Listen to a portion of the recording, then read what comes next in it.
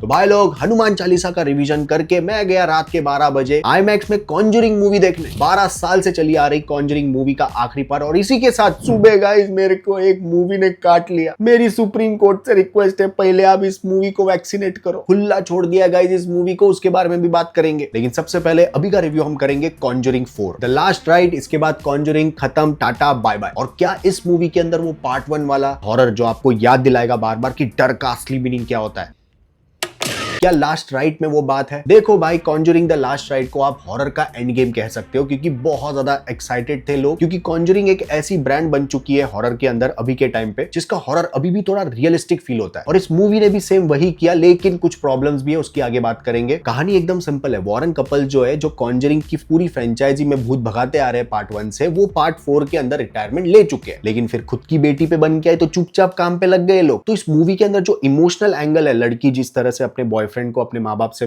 Introduce करवाती है और फिर बाप और बॉयफ्रेंड के बीच में वो नोक-झोंक, वो बहुत ही इंटरेस्टिंग था, रियलिस्टिक फील हो रहा था, और इसीलिए मैं कैरेक्टर से इमोशनली कनेक्ट हो पाया। हाँ, लेकिन इसका मतलब ये नहीं कि इमोशनल एंगल बिठाने के चक्कर में फर्स्ट हाफ में मूवी स्लो फील होती है। स्टार्ट ऑफ द सीन से ही आपको जंप स्केयर आना शुरू, क्योंकि कॉन्जरिंग उसी के लिए फेमस है। और जितने भी जंप स्केयर थे उनमें एक क्वालिटी लेवल थी जो कॉन्जरिंग की है। लेकिन जैसा मैंने आपको पहले भी कहा था, ये हमारे लिए एंड गेम है हॉरर का, तो ये इसका लेवल एकदम नेक्स्ट होना चाहिए। और वही चीज सेकंड हाफ में आपको थोड़ा मिसिंग फील होते हुए लगेगा। लेकिन जितने भी हॉरर जंप स्केयर है भाई, जी फाड़ है। पिन ड्रॉप साइलेंस था पूरे थिएटर के अंदर।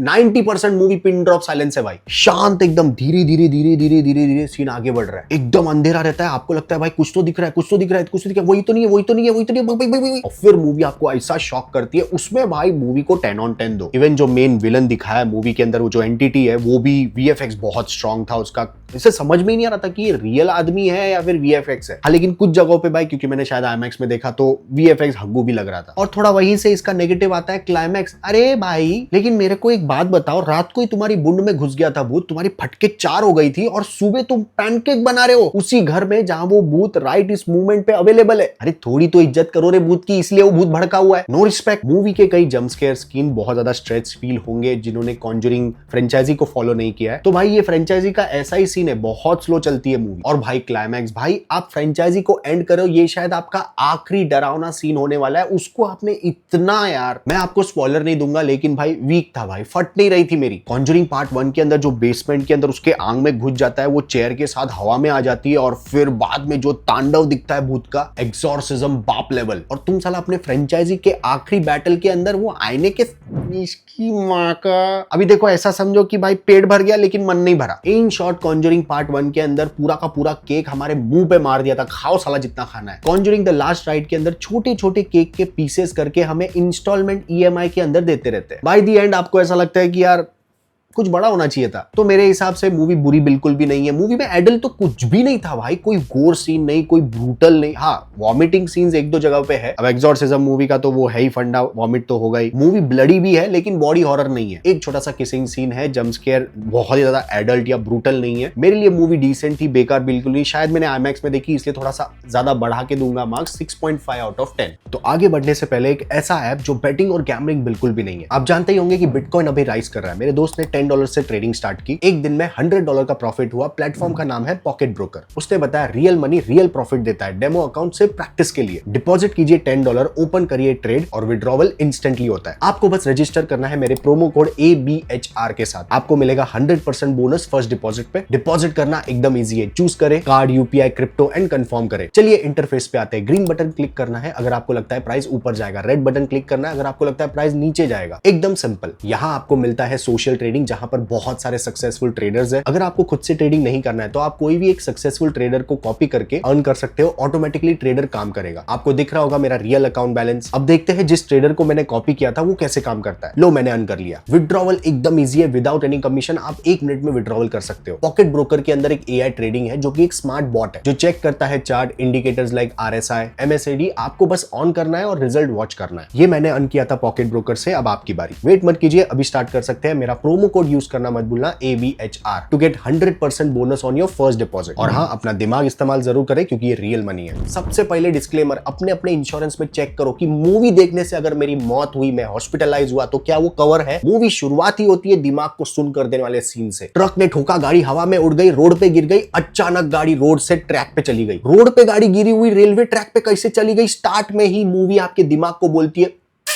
ये मूवी जवाब है स्कूल के फिजिक्स टीचर और फिजिक्स बुक को। तुम लोग गुमराह कर रहे हैं बच्चों को लॉजिक और ग्रेविटी सिखा के। लॉजिक का आंड बांड शांड इस मूवी के अंदर है। फादर ऑफ नोलन है इस मूवी के अंदर। मूवी के फर्स्ट हाफ में अपना हीरो पागल बन चुका है क्योंकि उसको hallucination Interstellar of the Inception हुआ है। मूवी के स्टार्ट में ही एक बड़ा इंग्लिश वर्ड डाल दो, हगेरियंस, कोई सवाल ही नहीं पूछेंगे। ये भाई रास्ते पे खुला छूट चुका है, आंटी अंकल किसी को देख नहीं रहा है, सबको पेल रहा है। हाँ, फर्स्ट हाफ में जहां जहां मूवी मर रही थी वहां पर CPR देने के लिए मूवी को वापस जिंदा कर रहे थे उपेंद्र लिमई की परफॉर्मेंस। बीच में वो सुदेश लेरी का कॉमेडी थोड़ा अच्छा लगा, लेकिन फिर भाई मेकर्स को रियलाइज हुआ होगा कि कुछ अच्छा चल रहा है मूवी में, तो इसको हटाओ पहले। अपने हीरो को हेलुसिनेशन है कि मेरी बंदी जो है वो मर चुकी है, लेकिन वो थी इस दुनिया में। मैं किसी से प्यार करता था लेकिन पूरी दुनिया एक्सेप्ट करने को तैयार ही नहीं है। सबको लग रहा है कि ये पागल है, जस्ट लाइक एक्टिंग। इसको लग रहा है कि ये कर रहा है लेकिन दुनिया को पता है कि ये हेलुसिनेशन है। और अपने संजू बाबा विलन जो गरीबों की सेवा में लग रहे हैं आजकल, वो रणबीर कपूर की क्यों मिमिक्री कर रहे हैं संजू मूवी से। अच्छा, फर्स्ट हाफ में जो भी इलॉजिकल चीजें थी उसको सेकंड हाफ में लोग जस्टिफाई कैसे करते हैं। यहां आपको पता चलेगा कि इन्होंने साउथ का डायरेक्टर क्यों लाया था इस मूवी को डायरेक्ट करने। Justification number 1, double role. Justification number 2, flashback. अभी डबल रोल और फ्लैशबैक दिखाकर इन्होंने जो अंडी मंडी संडी की है सेकंड हाफ में, थर्ड डिग्री टॉर्चर क्या होता है आपको पता चलेगा। एनिमल मूवी देख के इनकी अंडी और मंडी इलेक्ट्रीफाई हो गई होगी। इनको लगा होगा कि सेम टू सेम चेपते भाई, एक्टर को भी उठाओ डायरेक्टर को भी उठा।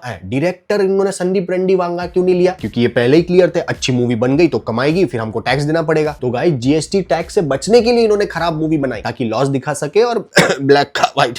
मेरा फाइनल कंक्लूजन यही है, हमको ब्रूटैलिटी से कोई इशू नहीं, लेकिन जस्टिफाई तो हो वो चीज। अभी लास्ट मैंने ब्रूटल हिट 3 मूवी देखी, उसमें भी वो एंड में 50-100 लोगों को काटता है। वो ब्रूटैलिटी जस्टिफाई क्यों लगती है, क्योंकि सीरियल किलर बहुत ही बेरहम है भाई, बच्चा है उसको बचाना है। यहाँ पे किसी चीज का कोई कन्विक्शन नहीं, लिटरली मूवी आपके मुंह पे कह रही है कि मैं तो कह के लूंगा तेरी। इन्होंने लिटरली गू है उसको लाल कलर कर दिया है ताकि दूर से आपको ऐसा लगे कि रेड वेलवेट केक है। और 2-3 दिन जाने दो, ये इसी के ऊपर कैंडल लगा के सेलिब्रेट भी करेंगे सक्सेस पार्टी। इनकी अपनी ही एक मल्टीवर्स है जिसमें मूवी भी ये खुद ही बनाते हैं, उसको अप्रिशिएट करने वाले फैंस भी ये खुद ही लाते हैं। भाई मूवी का मेन लीड हीरो उसने एक्टिंग के नाम पे पता है क्या किया है। एंड में एक सीन है जहां पे वो अजय देवगन के सामने ऐसे खड़ा हो जाता है बनियान के अंदर, वो लिटरली सांस रोक के खड़ा है। अबे सांस ले ले भाई, मर जाएगा तू। लेकिन नहीं, सांस छोड़ी तो 6 पैक कहीं 5 ना हो जाए। साफ दिख रहा है भाई, साफ स्क्रीन पे दिख रहा है ये लोग क्या कर रहे हैं। लिटरली हीरोइन, उनको तो ऐसा लगता है लिटरली वार्निंग दी गई थी कि सालो अच्छी एक्टिंग मत कर देना, कहीं हमारा हीरो एक्सपोज ना हो जाए। उन्होंने भी पूरी बैंड बजाई है भाई मूवी की। मैं इस मूवी को 2 आउट ऑफ 10 दे रहा हूँ। वो 2 भी इसलिए क्योंकि इसके ट्रेलर के अंदर ये लोग ने ऑनेस्टी रखी। ये जो हमारा टॉर्चर है वो तो अभी सिर्फ वार्म अप है। You were honest. तुम्हारे भाई ने तुम्हारे लिए छाती पे खाई ये मूवी। सावधान रहे, सुरक्षित रहे। बंगाल फाइल्स और इंस्पेक्टर जेंडे का रिव्यू जल्दी आपके स्क्रीन पे। Thank you so much, love you, take care, bye bye.